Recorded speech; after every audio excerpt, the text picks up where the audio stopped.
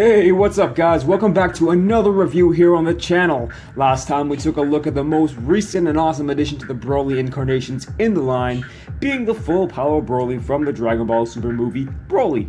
Quite an awesome figure that really trumped my expectations and left them in the dust. And if you haven't checked out that review, be sure to do so after this. And keep your eyes peeled for the top 5 poses video. Anyway, today we're taking a look at a figure that is perhaps part of the greatest pairing in this line as far as 2019 goes anyways, and that is the second last addition to the Broly movie reviews here on this channel. You guys already know how we felt about seeing this guy make a return to the franchise, especially on the big screen. And since Future Figuarts Episode 1, we've been talking about the day he'd finally make it to the line, and that is the one, the only Gogeta, or in this case, Super Saiyan Blue Gogeta, or Super Saiyan God Super Saiyan Gogeta.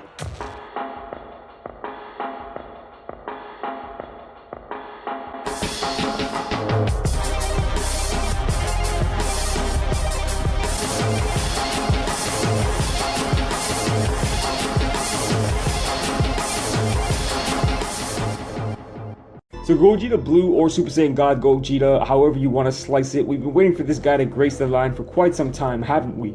And while he isn't in his OG outfit, it's pretty darn close to it. But anyways, looking at the box, it's interesting to note how Tamashii decided to go with, a differently lighted picture actually right here on the front. When really you could already tell that the face isn't shaded like that, folks. But yeah, the rest of the box doesn't feature anything different than the rest of the 2.0 line figures. Same old window style packaging, right up on the back. And one thing I'll say though is that Tamashii needs to come up with some better poses. They really need some help. I mean, like, this one's decent, this one's aight, but come on guys, like, seriously. Even when they or Bluefin post pics from the cons on Instagram, the poses are just plain bad. But I digress. Enough of that. Let's get to the rock the freshness moment.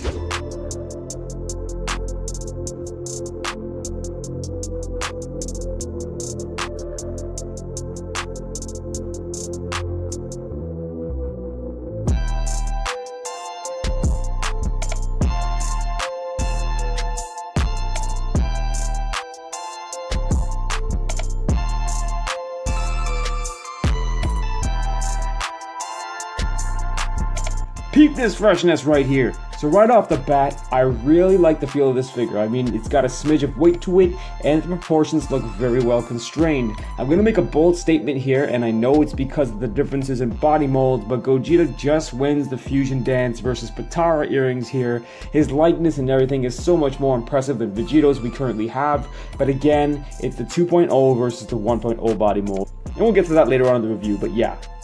Now, from a quick top-down scan of the figure, like I was saying, everything seems quite decently proportioned.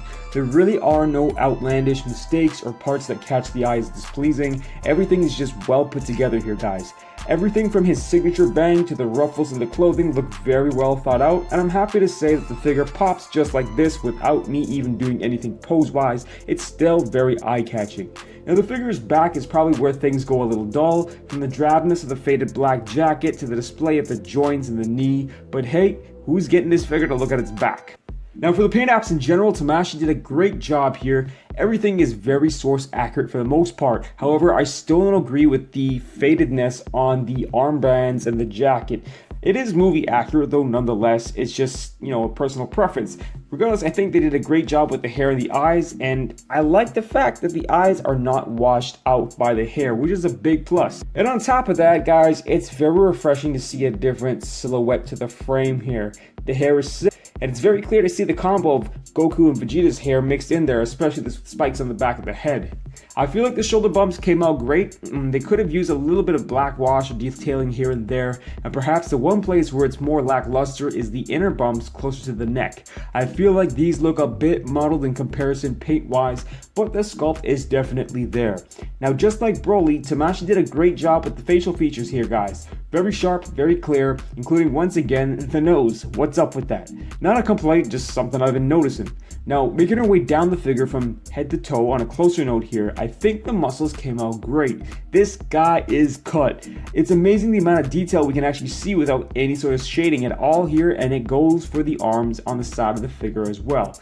Now, I'm very happy with the way the pants turned out. They decided to throw some shading in there, which if I had to pick one place, I think they made the right choice. Otherwise, the pants would have been a dead stop to this figure's aesthetic momentum. And they continue their detailing on the sides as well. Now, my one nitpick with the figure here, guys, it's more clear from this side view, and that's just the scooped out kind of looking way of the hamstring here. There is a purpose behind that, but still, it's kind of skinny compared to the baggier portions of the calves below, if you can see that. And I feel like this could have been adjusted just a tad, but overall, you know, it's not detrimentally noticeable, just a little bit. Finally, I like the way the shin clasp and the belts were sculpted. Very cool attention to detail with all the little divots and whatnot. And they'll certainly play off light differently, eliminating the need for heavier shading. Anyways, let's zoom in and take a closer look at the face plates and its apps. Zooming right in here, I'm quite content with how the face looks. It resembles Gogeta a ton, and the eyes don't get lost in the hair color, which we saw with some previous Super Saiyan Blue figures in the past. Now with the base form head, the eyes are a little bit more muddled in there, but I've yet to see Tamashii give us a base form head with a sharp contrast between black pupils and black hair. It's just very difficult to do, guys. Guys, overall, if you're looking at this figure's ability to serve as a definitive depiction of Gogeta from Dragon Ball Super, I give this figure a 9 out of 10. Why did I deduct a point?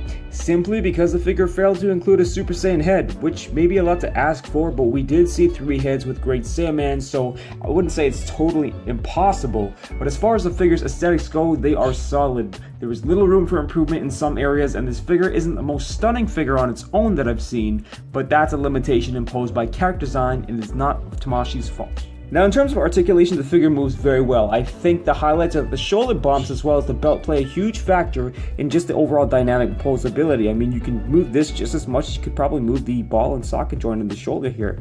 And same thing for the belt, it's actually on a swivel. It would have been insane if they had 2 little pegs here on the belt on each end as well to get like flowy kind of belt poses, you know what I mean? Or even like bendy wire in there.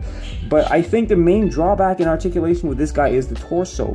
Once you're trying to get him in a decent Stardust Breaker form here, you'll notice that a certain amount of extension will actually expose that cut between the torso, and it's not as pleasing to the eye, and the face just fell off there. Wonderful. Okay, so we're back on track, but I mean, yeah, like, it's not the biggest thing in the world, but definitely something that the jacket falls short of, no pun intended. Aside from that, the figure has access to all the handy features like rotation of the head, the arms, and the hips and all that, and full advantage of the double jointed knee as we see with most of the 2.0 line. Now taking things to the lower body, the other point where this figure lacks articulation is his ankle, and that's due to the sculpt of these ankle wraps here. You can't exactly get too much of a rock out of them like you can with, say, Goku Black or, you know, the new Vegeta 2.0 Super Saiyan Blue. But, I mean, it's not really Tamashii's fault. This is how the character is represented in, you know, physical form.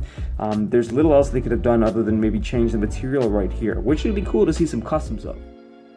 Alright guys, so with regard to the faces, Gogeta comes with 3 Super Saiyan Blue faces, being the neutral, the smirk, and 1 anger / powering up face, and out of all 3, I really like this one the best, just because they went ahead and if the camera would focus, they actually made the pupils smaller in this one, which is sick. I mean, like, the only other further step they could have taken is actually, like, get a little bit of a paler pupil in there to actually make it look like how it did from the artwork in the movie when he's launching the, you know, the Kamehameha at Broly at the end. But aside from that, I think the other 2 Super Saiyan Blue faces, being the neutral face and the smirker, very well done too. At least, like I was saying before, the eyes don't get washed out by the hair due to that sharp black line and contrast around the pupil there. And of course, we also get the smirking base form head, and I think this one compared to the Super Saiyan Blue smirking head is a little bit more apparent to make out what he's actually doing with his mouth compared to just being neutral at the mouth, just because of the, you know, contrast of the black lines. And to me, it even looks like this line here is a little bit more like shaded or dug into the actual faceplate, if you want to call it that, compared to this one here. But that could just be my eye playing tricks on me. And then of course, with regard to the hands, now we don't exactly get anything we haven't seen before. We get that being 4 pairs to cover the basic bases of Dragon Ball posing, the fists, open blast hands, martial arts hands, and the grabbing or Kamehameha posing hand. Overall, a very comprehensive inclusion of faces and hands, and maybe the instant transmission hand is the only hand that they would have left out, arguably, here from the movie. And if we're pushing the envelope, perhaps the taunting hand. Alright guys, so now just a quick comparison to his counterpart, well, his 1.0 counterpart that is. I'm using the 2018 con exclusive Vegito Blue of course, and I don't think it's really very much of a contest in terms of sculpt really at all here guys. I will say though, at least Vegito Blue has some shading going on for him, especially with his base form head. It's really well done on that part. Kinda gives Gogeta a little bit of a run for his money, but I mean it's hard to compare directly in terms of proportions here just because we have an apples and oranges situation going on again, just regarding the differences between the 1.0 and 2.0 body molds. And real quick, here he is next to full power Broly, and damn is this guy ever dwarfed by this guy. Hard to believe that there was an actual fist fight and not like a freaking Mario 64 boss battle with Gogeta grabbing Broly by the fur, but yeah, it goes without saying that these two pair very well together, and you'll see that in the top 5 poses of it eventually. It'd really be a shame to have one without the other at the end of the day, but I know these figures aren't cheap, so I'm not trying to make you feel bad by saying that. Okay guys, so there you have it, my review on the Dragon Ball Super Saiyan Blue Gogeta, or Super Saiyan God Super Saiyan Gogeta. Super said way too many times in that sentence. A very well-rounded figure though, and it represents the SH Figuarts line very well. I do think there are a few things that prevent this figure from being, completely wholesome, such as the Super Saiyan head, a Stardust Breaker effect, or even some sort of accessory like another charge effect or something, and, just boiling it down to the articulation, the gap here, the torso, and the lack of ankles pivoting. But again, this is a great figure. Again, is it the best figure in the line in terms of a wow factor? I wouldn't say that, but it is definitely a solid representation of a character so many of us have wanted for such a long time. Anyways guys, what did you think of the review? Do you guys have this figure? Are you planning on getting him? If not, I really say don't wait. Pull the trigger. It's a great addition to any collection. Anyways, that's all I got for you today guys. You know what I always say, may the best of your todays be the worst of tomorrows. Peace. Hey guys, if you're brand new to the channel, don't forget to hit that subscribe button and definitely ring-a-ding-ding that bell notification button. It helps the channel grow and it helps me bring you guys a lot more.